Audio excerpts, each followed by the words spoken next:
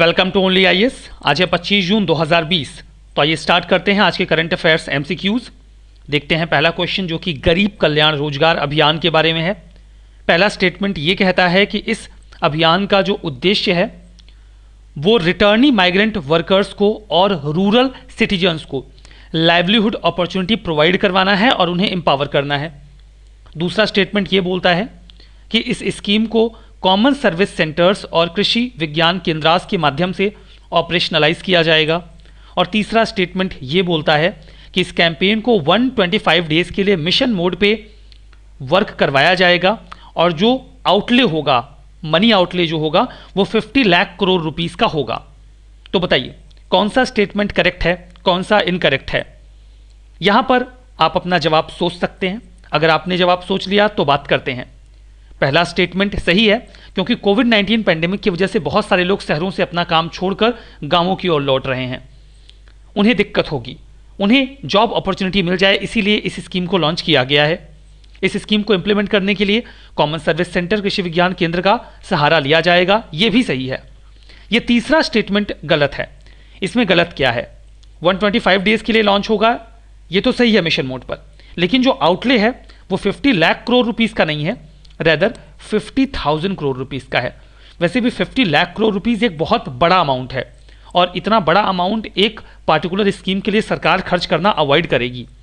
चलिए ठीक है, ये तीसरा स्टेटमेंट गलत हो गया और जो सही जवाब हमें मिला वो मिलता है ए, 1 and 2 ओनली। लेकिन कुछ लोगों के मन में ये सवाल आ सकता है कि क्या ये प्रश्न पूछना सही था? क्या इस तरीके से एक नंबर को ट्विस्ट कर देना और स्टेटमेंट को गलत करके फंसा देना, क्या ये सही है? क्या यूपीएससी इस प्रकार के प्रश्न पूछती है या फिर आप ऐसे ही फ्रेम कर दे रहे हैं? तो ऐसा नहीं है। जो भी क्वेश्चंस फ्रेम किए जाते हैं यहाँ पर बहुत ही सावधानी से किए जाते हैं। यूपीएससी के स्टैंडर्ड को मेंटेन किया जाता है और यूपीएससी जिस डाइवर्सिटी के साथ, जिस वैरायटी के साथ क्वेश्चन पूछती है उसे भी यहाँ पे इंप्लीमेंट करने का प्रयास किया जाता है। आप इस क्वेश्चन को याद कर पा रहे हैं? यह क्वेश्चन जो national investment and infrastructure fund के ऊपर पूछा गया था 2017 के प्रीलिम्स में। यूपीएससी ने 2 स्टेटमेंट दिए थे। इनका पहला स्टेटमेंट था कि ये नीति आयोग का ऑर्गन है और दूसरा बोला गया था कि इसमें जो कॉर्पस है वो 4 लाख करोड़ का है। ये दो के दोनों ही स्टेटमेंट गलत हैं। एक एडवाइजरी बॉडी इस फंड को मैनेज करती है और यहां पर जो दूसरा स्टेटमेंट है ये भी इसलिए गलत था क्योंकि इसमें जो कॉर्पस है वो 40,000 करोड़ का है, ना कि 4 लाख करोड़ का। अब इस हिसाब से तो हमने ज़्यादा ही गैप बनाया है। हमने तो 50,000 से 50 लाख कर दिया, इन्होंने तो 40,000 से 4 लाख किया था। मतलब इस नेचर के प्रश्न पूछे जाते हैं और हम भी पूछ सकते हैं।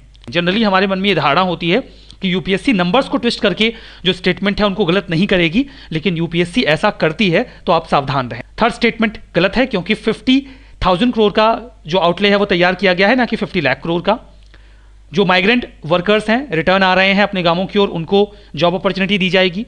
116 डिस्ट्रिक्ट्स में इंप्लीमेंट किया जाएगा, 6 स्टेट्स में, बिहार, उत्तर प्रदेश, मध्य प्रदेश, राजस्थान, झारखंड और Orissa. 25 different type of work provide करवाया जाएगा। कॉमन सर्विस सेंटर कृषि विज्ञान केंद्रास की मदद से इंप्लीमेंट किया जाएगा। 12 डिफरेंट मिनिस्ट्रीज हैं, इसमें कोई सिंगल मिनिस्ट्री नहीं है। और जो कॉमन सर्विस सेंटर है उसके बारे में बात कर लेते हैं। देखिए, जो कॉमन सर्विस सेंटर होता है वो एक प्रकार का आप शॉप इमेजिन कर सकते हैं जो एक गांव में हो, जहां पर आप हर प्रकार की जो ई सर्विसेज हैं, इंटरनेट सर्विसेज हैं, उन्हें एक्सेस कर सकते हैं। आप कोई सर्टिफिकेट निकलवा सकते हैं, यूटिलिटी पेमेंट कर सकते हैं, इलेक्ट्रिसिटी, टेलीफोन बिल अपना वहाँ पे कर सकते हैं, फॉर्म फिल करवा सकते हैं। ये सारे काम आप कॉमन सर्विस सेंटर पे कर सकते हैं और उसी की मदद इस स्कीम को इंप्लीमेंट करने के लिए भी किया जाएगा। दूसरे स्टेटमेंट में आपसे पूछा गया है कृषि विज्ञान केंद्रास के बारे में। कृषि विज्ञान केंद्रास के बारे में कौन सा स्टेटमेंट इनकरेक्ट है आपसे पूछा गया है। मतलब 4 ऑप्शंस जो दिए गए हैं उनमें से 3 करेक्ट होंगे। पहला यह है कि ये फर्स्ट केवीके था, जिसे 1974 में, जो फर्स्ट केवीके था उसे 1974 में पुदुचेरी में इस्टेब्लिश किया गया। दूसरा, ये नेशनल एग्रीकल्चरल रिसर्च सिस्टम का इंटीग्रल पार्ट है। तीसरा, इसमें जो पैसा फाइनेंस किया जाता है उसमें 60% सेंट्रल गवर्नमेंट देती है, 40% स्टेट गवर्नमेंट देती है। और चौथा, ये seed, planting material, bio agent और लाइव स्टॉक को प्रोड्यूस करते हैं साइंटिफिक वे में। तो बताइए आपको क्या लगता है कौन सा स्टेटमेंट इनकरेक्ट होना चाहिए?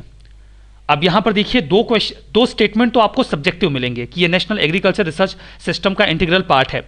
आप इस पे गेस लगा सकते हैं कि जनरल स्टेटमेंट लग रहा है, सही होगा।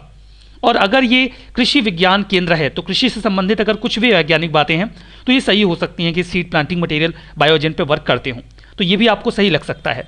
दो स्टेटमेंट हैं जो फैक्चुअल हैं, एक तो 1974 और दूसरा है 60-40। आप यहाँ पे गेस लगा सकते हैं कि दो में से एक गलत होगा। तो मैं आपको बता दूं कि ये गलत है, क्योंकि ये जो पूरी स्कीम है इसे सेंट्रल गवर्नमेंट फाइनेंस करती है, कृषि विज्ञान केंद्रास को, स्टेट गवर्नमेंट इसमें कुछ भी कंट्रीब्यूट नहीं करते। दैट्स वाई जो आपको सही आंसर मिलेगा दैट विल बी सी। इसे 60-40 रेशियो में फाइनेंस नहीं किया जाता, रैदर ये 100% फाइनेंस होता है गवर्नमेंट ऑफ इंडिया के माध्यम से। कॉम्पोजिशन में इसमें scientist, technical staff, administrative support staff, auxiliary staff सभी लोग होते हैं। बाकी की जो बातें हैं, स्टैब्लिशमेंट 1974 सही है, और जो टेक्नोलॉजिकल प्रोडक्ट्स हैं उनको डेवलप किया जाता है, फंडिंग 100% गवर्नमेंट ऑफ इंडिया की। अगला क्वेश्चन मार्स क्रोकोडाइल के बारे में है। पहला स्टेटमेंट ये बोलता है कि एक शाल्ट वाटर क्रोकोडाइल होता है जो कि सदर्न ईरान और इंडियन सब कॉन्टिनेंट में पाया जाता है। दूसरा, IUCN की लिस्ट में ये इंडेंजर्ड है। बताइए कौन सा सही है कौन सा गलत है। अब देखिए ये तो फैक्चुअल है, आता है तो लगेगा, नहीं आता है तो आप गलत करके आएंगे। तो चलिए सही जवाब अगर आपने सोच लिया है तो मैं आपको बता देता हूं कि यहां पर दो के दोनों ही स्टेटमेंट इनकरेक्ट हैं। D is the answer, neither one nor two, क्योंकि ये एक साल्ट वाटर क्रोकोडाइल नहीं है, रैदर ये एक फ्रेश वाटर क्रोकोडाइल है। अब देखिए मार्स जो होता है वो एक टाइप का वेटलैंड होता है, जहां पर ये स्वैम्प से इस तरीके से डिफरेंट होता है मार्स, क्योंकि स्वैम्प में आपको, स्वैम्प भी एक तरीके का वेटलैंड होता है, स्वैम्प में आपको पेड़ भी मिलते हैं, लेकिन मार्श में आपको सिर्फ ग्रासेस मिलती हैं। तो मार्श लैंड जो होता है वो साल्ट वाटर का भी हो सकता है और फ्रेश वाटर का भी हो सकता है। तो आप यहां से ये गेस नहीं कर पाएंगे कि अच्छा मार्स तो हमेशा फ्रेश वाटर का ही होता है, यहां पे इन्होंने साल्ट वाटर कैसे लिख लिया। नहीं, आप ऐसा नहीं कर सकते, क्योंकि मार्स आपको दोनों में मिलता है, आपको साल्ट वाटर में भी मिलेगा और फ्रेश वाटर में भी मिलेगा। ठीक है, तो ये आपको तो पता होना चाहिए कि जो मार्स क्रोकोडाइल हैं वो फ्रेश वाटर क्रोकोडाइल होते हैं, और जो IUCN लिस्ट है उसमें ये इंडेंजर्ड नहीं है, रैदर वल्नरेबल हैं। तो दो के दोनों ही आपको इनकरेक्ट मिलेंगे, ये फ्रेश वाटर है और वल्नरेबल है। भूटान और म्यांमार में ये एक्सटिंक्ट हो चुका है, IUCN स्टेटस वल्नरेबल। खतरा है हैबिटेट डिस्ट्रक्शन से, फिशिंग इक्विपमेंट से ये फंस जाते हैं और मारे जाते हैं, और ह्यूमंस के साथ कई बार इनका कॉन्फ्लिक्ट भी हो जाता है। अगला क्वेश्चन कोडुमनल विलेज के बारे में है। हाल ही में वहां पे कुछ एक्सकेवेशंस हुए, एक्सकेवेशंस में हमें कुछ बरियल मिला। उस बरियल में हमें यह पता चला कि जो बरियल है ये मेगालिथिक कल्चर से बिलोंग करता है, जहां पर आफ्टर लाइफ के एविडेंसेस मिले हैं, मतलब वहां के उस समय के लोग आफ्टर लाइफ में बिलीव रखते थे।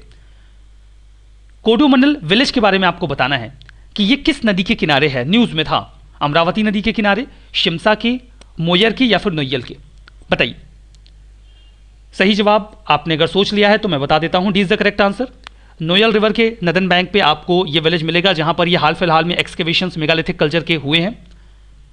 250 कैन सर्किल जो हमें बरियल्स हैं वो हमने आइडेंटिफाई किए हैं, जहां पर इस प्रकार से पत्थरों से, बड़े बड़े पत्थरों से जो बरियल है उसे घेर दिया जाता है।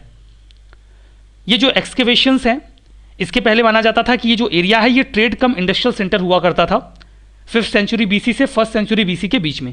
अब हमें पता चला कि नहीं, यहाँ पर मेगालिथिक कल्चर भी हुआ करता था।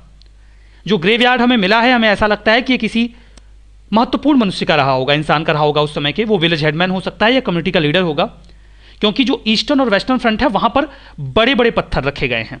ठीक है, अगला क्वेश्चन सिविल सर्विसेज बोर्ड के बारे में है। पहला स्टेटमेंट ये बोलता है कि सिविल सर्विसेज बोर्ड किसी भी व्यक्ति के फिक्स्ड टेन्योर के पूरा होने से पहले भी उसे ट्रांसफर करने का अधिकार रखता है या उसके बारे में रिकमेंडेशन दे सकता है। डिसाइड्स, यहां पे लिखा गया है डिसाइड्स, डिसीजन लेता है। दूसरा, हाल ही में उत्तराखंड गवर्नमेंट ने 3 मेंबर सिविल सर्विसेज बोर्ड का गठन किया। तो बताइए कौन सा स्टेटमेंट करेक्ट है कौन सा इनकरेक्ट है। सोचिए, अब सिविल सर्विसेज बोर्ड बनाया गया है, अगर आपने जवाब सोच लिया है तो बात करते हैं। अब सिविल सर्विसेज बोर्ड बनाया है तो क्यों बनाया होगा। ऑब्वियस सी बात है कि जो एक सबसे कंटेंशियस इशू रहता है वो सिविल सर्वेंट्स के ट्रांसफर का होता है, तो यहां पे इनका रोल होगा। तो आप एक जनरल गेस लगा सकते हैं कि ये तो सही निकलेगा। अब ये फैक्ट है, अगर आपने न्यूज़ में पढ़ा है कि उत्तराखंड गवर्नमेंट ने ये बनाया है कि नहीं बनाया है, तभी आप सही कर पाएंगे। नहीं पता है तो फिर क्या मतलब निकलेगा। तो एक्चुअली में ये स्टेटमेंट इनकरेक्ट है, क्योंकि उत्तराखंड गवर्नमेंट ने नहीं, रेदर पंजाब गवर्नमेंट ने ये बनाया है। तो आपको जो सही जवाब मिलेगा that will be only one is the correct answer. यहां पर देखिए दूसरा स्टेटमेंट इनकरेक्ट इसलिए है क्योंकि पंजाब गवर्नमेंट ने इसे बनाया है। ब्यूरोक्रेसी में पॉलिटिकल इंटरफेरेंस बहुत ज़्यादा होता है। सुप्रीम कोर्ट ने इसी चीज़ को अवॉइड करने के लिए 2013 में कहा था सिविल सर्विसेज बोर्ड बनाइए, नेशनल लेवल पे भी और स्टेट लेवल पे भी। वो डिसाइड करेगा कि किसी का ट्रांसफर होना है या नहीं होना है। एक व्यक्ति किसी जगह पे पोस्ट किया जाएगा तो मिनिमम कितने समय तक रहेगा, 2 या 3 साल, कुछ तो डिसाइड करिए। ये रिकमेंड कर सकते हैं कि किसी व्यक्ति को ट्रांसफर किया जाए ना किया जाए। अगर कोई पॉलिटिकल जो मास्टर है वो ज़बरदस्ती किसी का ट्रांसफर कर रहा है तो वो अपनी प्ली यहाँ रख सकते हैं। वो सिविल सर्वेंट की बातों को भी सुनेंगे और सभी आर्ग्यूमेंट्स को सामने देख कर डिसाइड करेंगे कि उनका ट्रांसफर किया जाना चाहिए या नहीं किया जाना चाहिए। और साल के पहले दिन यानी जनवरी 1 को पिछले साल का पूरा जो रिपोर्ट है वो गवर्नमेंट को सौंप देंगे। अगला question khadi and village industries commission के एक यूनिक प्रोजेक्ट के बारे में है। उन्होंने नीरा को लेकर एक यूनिक प्रोजेक्ट लॉन्च किया है।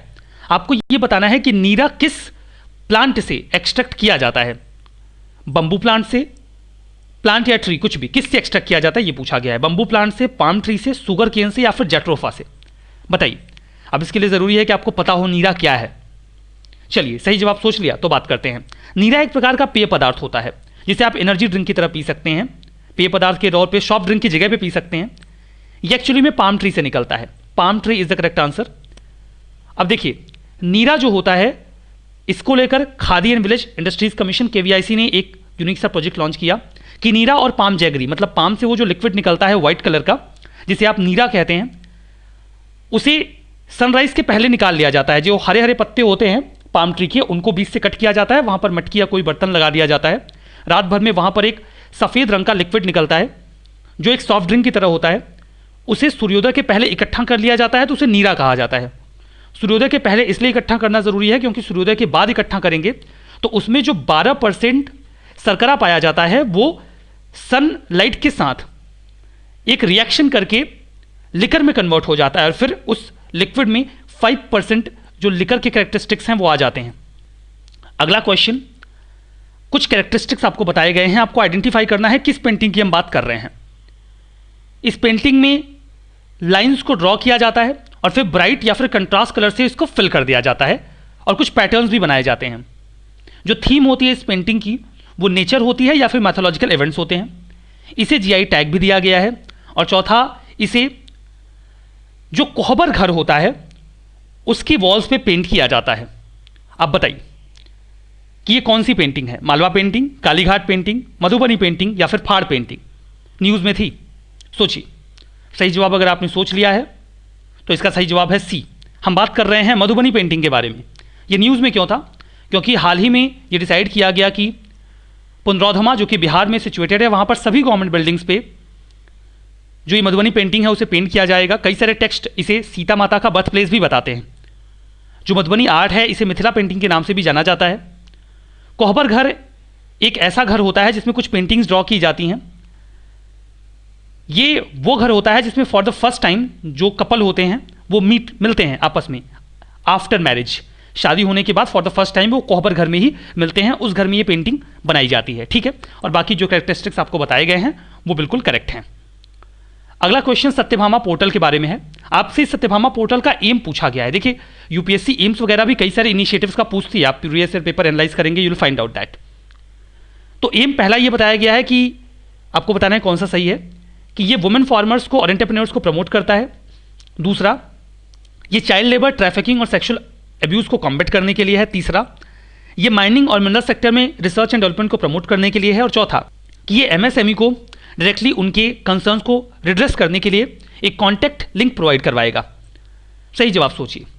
सही जवाब है सी, ये माइनिंग और मिनरल सेक्टर में रिसर्च एंड डेवलपमेंट को प्रमोट करने के लिए है सत्यभामा पोर्टल। इसका फुल फॉर्म है साइंस एंड टेक्नोलॉजी योजना फॉर आत्मनिर्भर भारत इन माइनिंग एडवांसमेंट। अब यहाँ पर देखिए, इसे डिजाइन, डेवलप और इंप्लीमेंट किया जाएगा एनआईसी के द्वारा, नेशनल इंफॉर्मेटिक्स सेंटर के द्वारा। ये जो एनजीओ दर्पण पोर्टल है उससे भी इंटीग्रेट किया गया है। एनजीओ दर्पण पोर्टल के माध्यम से जो एनजीओज हैं वो गवर्नमेंट डिपार्टमेंट से या मिनिस्ट्रीज से कॉन्टैक्ट कर सकते हैं। अगला क्वेश्चन मैपिंग का है। अर्जेंटीना और उरुग्वे में कौन सा ग्रासलैंड पाया जाता है? प्रेयरीज, लेनोस, पेम्पास या फिर वेल्ड? बताइए। पढ़ा होगा तो सोच ही लिया होगा। सही जवाब है सी, पंपास। लोकेशन देखिए, ये है पंपास की लोकेशन। ठीक है, ये ग्रासलैंड जो है ये नदन जो पार्ट है अर्जेंटीना और उरुग्वे का वहाँ पाया जाता है। अगला क्वेश्चन माटो ग्रासो के बारे में है। माटो ग्रासो प्लेटू जो है वो एक एंशिएंट इरोजनल प्लेटू है जहाँ पर सवाना और वुडलैंड पाए जाते हैं। ये प्लेटू किस देश में है? बोलीविया, अर्जेंटीना, ब्राज़ील और चिली। सोचिए कौन सा है सही जवाब। करेक्ट आंसर है Brazil. C is the correct answer. यहाँ पर देखिए लोकेशन, ये है ब्राज़ील और यहाँ पर है माटो ग्रासो। तो लोकेशन आपने देख ही लिया। ये इंसेंट इरोजनल प्लेटू है, जो कि यहाँ पे जो फ्लड प्लेन्स पाए जाते हैं उन्हें पेंटानाल भी कहा जाता है, ठीक है। और यहाँ पे जो इंडिजिनियस लोग हैं उन्हें ज़वेंते कहा जाता है। तो ये कुछ बेसिक इन्फॉर्मेशन। कुछ कोर्सेस ओनली आईएएस पे अवेलेबल हैं, डेडिकेटेड प्रीलिम्स प्रोग्राम, जहाँ पे आपको टारगेट देकर आपकी प्रिपरेशन करवाई जाएगी और टेस्ट वगैरह भी डेली बेसिस पे लिए जाएंगे। 29 जून से ये प्लान लॉन्च हो रहा है, आप इसे अवेल कर सकते हैं। PSIR और सोशोलॉजी ऑप्शनल भी अवेलेबल है। करंट अफेयर्स की टेस्ट सीरीज भी आप सेपरेटली अवेल कर सकते हैं। मैपिंग के पार्ट में पॉलिटिकल मैप आपको तैयार करना है, नॉर्थ अमेरिका का भी और साउथ अमेरिका का भी, दोनों का पॉलिटिकल मैप रेडी रखिएगा। क्वेश्चंस अब पॉलिटिकल मैप से पूछे जाएंगे। बी रेडी फॉर दैट और अपना स्कोर कमेंट बॉक्स में बताना मत भूलिएगा। इस सेशन में बस इतना ही। Thank you very much.